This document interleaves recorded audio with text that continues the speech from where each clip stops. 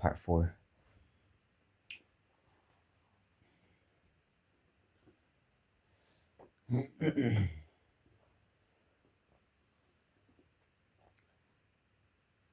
Mostly, one reason among many. I'm afraid Bert was the caretaker of Principia at the time, so the responsibility was his. He took the brunt of it, but managed to keep Samarin from killing Houdini and Doyle. Jules returned briefly, and as the caretaker of Principia before Bert resumed the post. This was just prior to finding Sally and Sigurdsson, and then after a succession of briefly tenured, well intentioned replacements, I was finally enlisted as the new third caretaker. And then you quit, declared Jack. I prefer to say I resigned. Jamie said melodily, and I do hope that you'll take a more civil tone, Jack. Resigned. Quit. Whatever you call it. You abandoned your duties, Jack shot back. Duties I never asked for, Jamie protested. I didn't want any of that. I wasn't prepared. Arthur wanted it, and I had it. And then they took it from him and made me take his place, and it terrified me to have that kind of responsibility suddenly thrust upon me. Do you have any idea what that was like? I have every idea what that was like, said John coolly. That's precisely what happened to me after you gave it up. But because of what happened with you, Professor Professor Sergetson never told me that I was being trained for, or even mentioned the Geoffrica until events were in motion. I only got to speak to him that much by stepping into the past through a door in the keep of time, because by then he'd already been murdered. Are you saying that's my fault? Said Jimmy. My fault he died of bad form, John. Maybe, answered John. Maybe things would have progressed differently if the professor and Bert felt they could be more open and honest with the new caretaker. And maybe he wouldn't have died protecting the Geoffrica because it wouldn't already have been passed to me. But wouldn't the Winter King have simply pursued you? Then John Charles asked reasonably.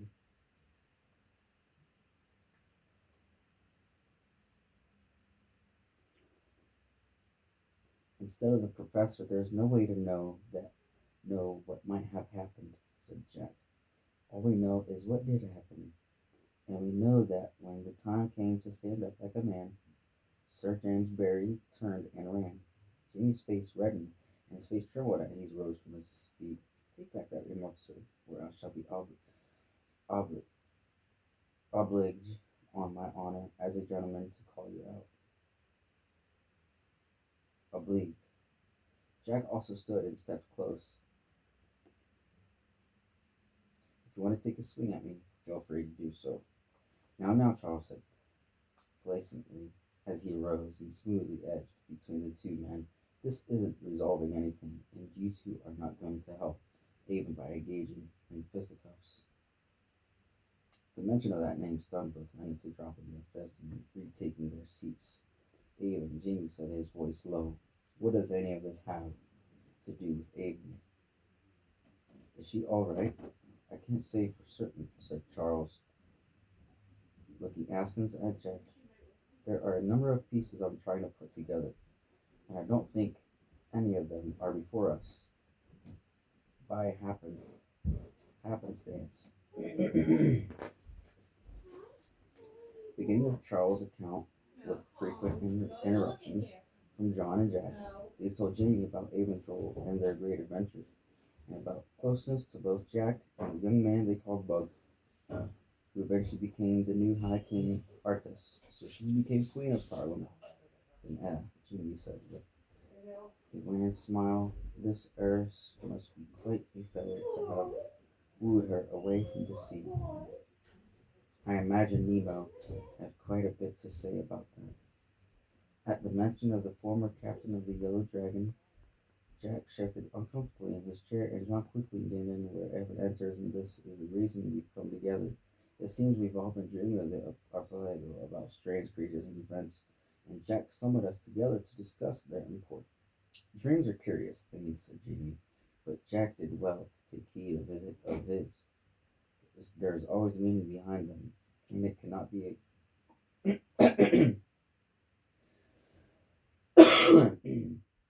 be coincidence that you've had the same dreams. Laura, whose appearance confirms this. Agreed, Charles said. Laura Blues claimed that the archipelago is in trouble, and Jack's feeling that even may be in peril could be one of the same occurrence. And what of the message? Asked John. What does it mean? The crusade has begun, said Jimmy. It really doesn't say much at all, does it? I must confess, I have no idea what it means. But he paused and stood and moved to the fire, stroking the embers. There's an old myth in the archipelago. He went on softly, shaking his head. Legend, really? Really?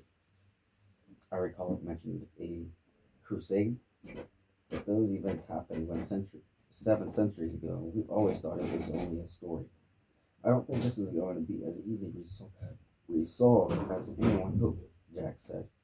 Just so, agreed Jimmy, sitting down again. I think the best thing to do is find out what's happening in the archipelago. Have you contacted them yet? Uh, how exactly do we go about doing that? Asked John. It's never really come up before. You don't say, said Jimmy with an expression both amused and incredulous. You brought the means with you. He moved to the sleeping child and delicately removed the still glowing parchment flower from her tunic. The others huddled around him as he pointed out what the symbols on the compass rose meant. Everyone thinks the seal of the High King is a for Arthur, the first king of Parliament, said Jamie, but it's really the Greek letter A for Alpha, the beginning. And there said Charles, pointing out at a symbol that resembled an inverted U with a tail, the mark of the cartographer. Cartographer. Cartographer. What is it? Movement, said John, the equivalent to our M, although I have no idea what it means in relation to the cartographer, Jamie. Don't look at me. I've wondered about myself, Jimmy replied. The cartographer is a strange creature who keeps his own counsel. Now, this third symbol is how the child located you. Us, he continued. P, it is the symbol of the caretaker Principia. As I understand it, only one of the caretakers, as its intended recipients, should be able to erase this mark and replace it with another. That should do the trick. Doesn't that still leave us with a problem? Wondered Charles. The way Laura Glue explained how the compass rose works. It glows as you come into proximity of the person being sought. How will that help us? It works that way if you want it to, Jimmy explained. But Bert explained it to me once in principle. It functions like these radios everyone is using nowadays. It can be turned to receive as it was used in locating us, or it could be adjusted to broadcast as it will do once we've added a new symbol. Then we'll just have to wait and see if someone comes. But what if no one is listening? Asked Jack. What if no one comes? Then your job becomes a lot easier, doesn't it? Jamie retorted, but don't worry, someone is always listening, and someone always comes. So, said Jamie, who wants to do it? I should, John replied gravely. I'm the caretaker, Principia. It's my responsibility. Oh, for heaven's sake, Charles said, grabbing the rose. He ran his thumb back and forth over the symbol, and in a trice it had been completely erased. Sometimes you shouldn't stand on a ceremony. You should just do what needs doing and move on. Yes, said John. Well done, Charles. So he continued, turning again to Jamie. Whom should we summon in a crisis? The only man I'd want at my side would be Nemo. Jamie stated, his mark is Persian, but I've seen it used, and I'm certain it will work. What? What is it? At the mention again of Nemo's name, all three of the companions started visibly, then seemed unwillingly to meet Jamie's eyes. Regarding Nemo, John began. No, said Jack. It's for me to say. He folded his arms and drew a sharp breath. Nemo won't be coming, he said at length. Nemo is dead. He was killed in battle. Jamie couldn't conceal his dismay. But that can't be. Nemo is unbeatable in a conflict, whether on land or at sea. Not only is he one of the best strategists who ever lived, but he's charmed. He's the seventh son of the seventh son of Sinbad himself.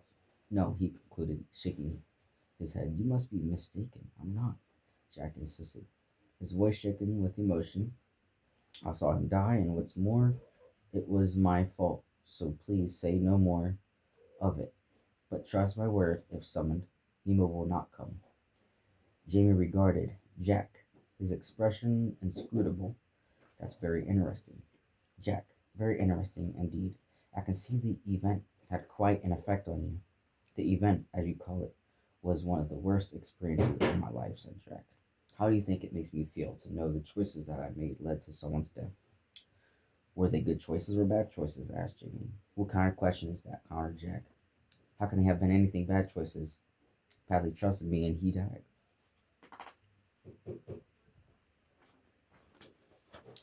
Paddy, John said. You mean Nemo, don't you? Well, yes, said Jack. I mean to say, Nemo. Warren mentioned that you had a friend die in the war, put in Charles, but he told us you were nowhere near the battle and had nothing to do with it. That doesn't matter, sir. That doesn't matter, Jack said. I promised Padley's mother that I'd look after him and I'd let him get killed, just as I did Nemo. It isn't the same, argued John. Sure it is, said Jack. They both died because of choices I made. If I had done things differently before that conflict at the Western Front, gone a day earlier or a day later, anything, if I had done anything differently, Paddy would still be alive, and I've had to see his mother's face every day since the war. Now I'm going to go silent.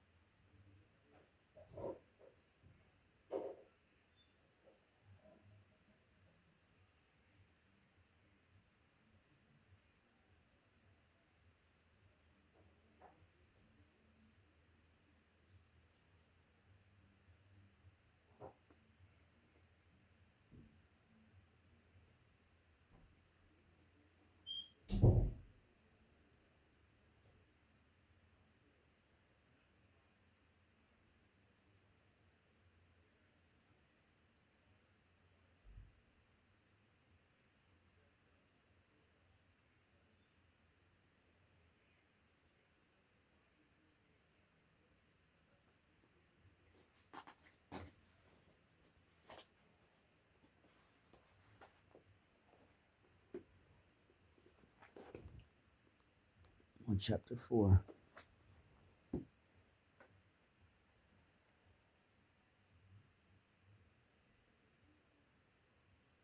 Well,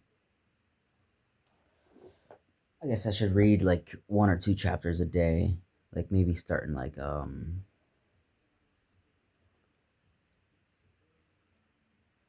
because I was thinking about taking this book with me to the gym. Like not to the gym, but like maybe after the gym, after I get all my assignments done, whatever work's available, and then I get things done that way. So once I get things done, it's all about getting things done, accomplishing things, not being afraid of challenges, not being afraid of challenges.